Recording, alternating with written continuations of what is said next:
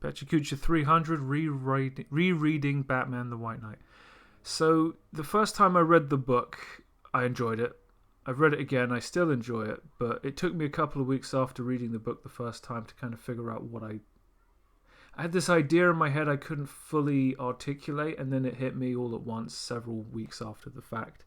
White Knight is Joker fanfiction, where effectively the Joker's the good guy of the story, and kind of Mary Sue's his way through the whole bloody book, doing a string of very unlikely things.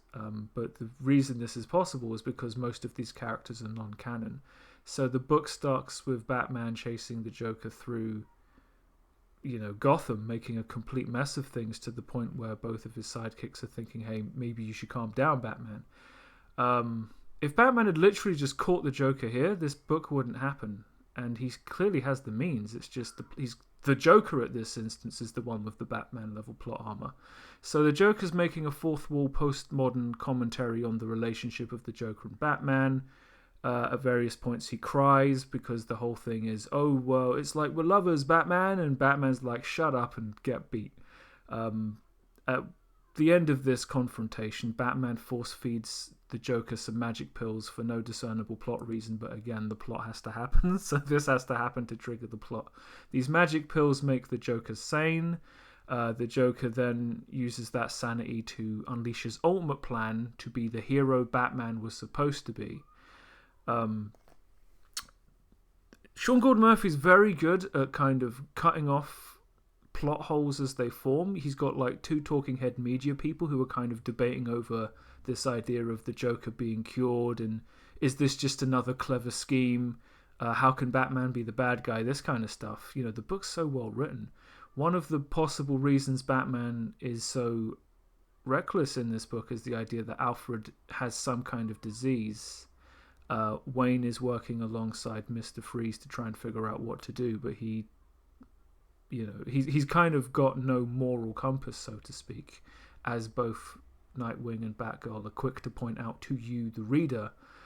Like I said, the Joker effectively sues the city for creating and perpetuating the idea of the Joker, saying that, this place made me like this.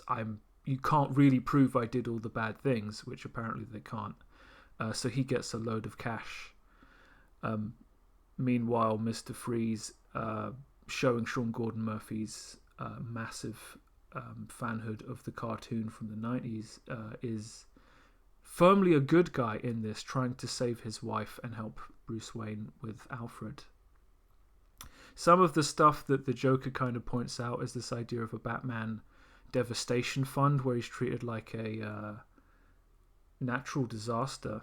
And in this scene, Bruce Wayne he basically knocks out one of his friends who's basically been profiting on the real estate flips that happens when Batman goes into a neighborhood, lowers the retail value of these places because, they're not safe to live.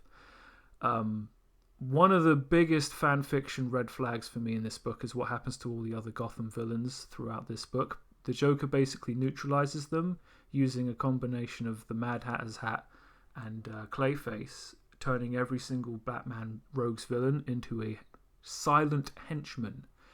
Another one of the red flags is that the Joker manages to, I could be cute with it and say cure racism, but he basically, Sean Gordon Murphy is kind of adding race as a subplot to the tensions in Gotham that Batman's not dealing with. He kind of uses this as a platform to get elected as a councilman.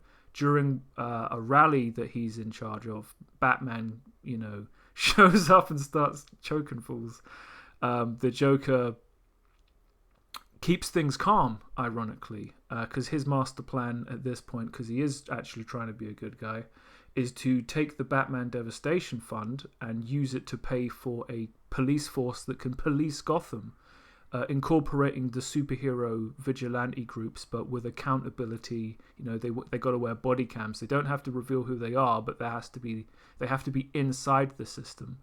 We're probably halfway through the book here, and everybody's against Batman. Batman refuses to budge. Like, it's a scheme, it's a plan. I ain't falling for it. You'll see. Robin, Nightwing, he's not a fan of Batman in this book. Not a lot of people are, and you really get that sense when in the middle of a high-speed cop chase, Batman shows up to kind of derail the cops' efforts to keep things under control in his bat tank or whatever, and a bridge ends up collapsing, and at this point Gordon has to declare Batman a public enemy.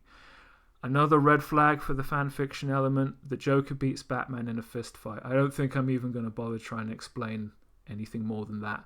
It's not likely, it doesn't happen, it doesn't make sense, but this is the story Murphy wants to tell. He tells it well, he makes it plausible, but it's fan fiction.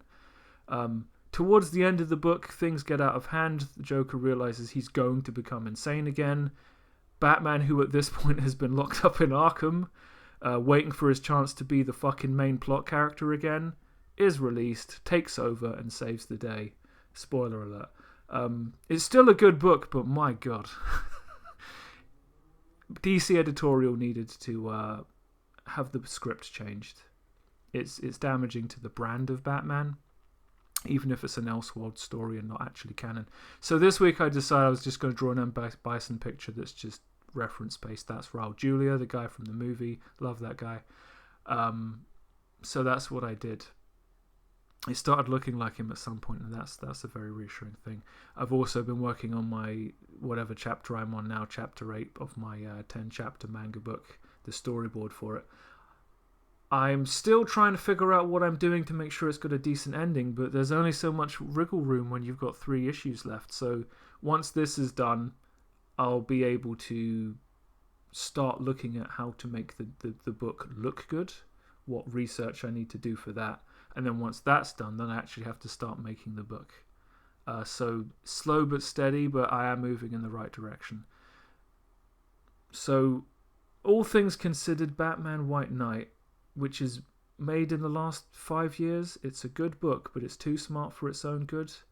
The more comic books I read, the more I realize that comic books that are too postmodern ultimately drive off fans over the long run. So while I think it's an excellent book, I wouldn't recommend reading it till you've read everything from before 2000 and I don't know 5. Only if you're so inclined. But that's the end of Pecha Kucha 300, and I'll see you next time.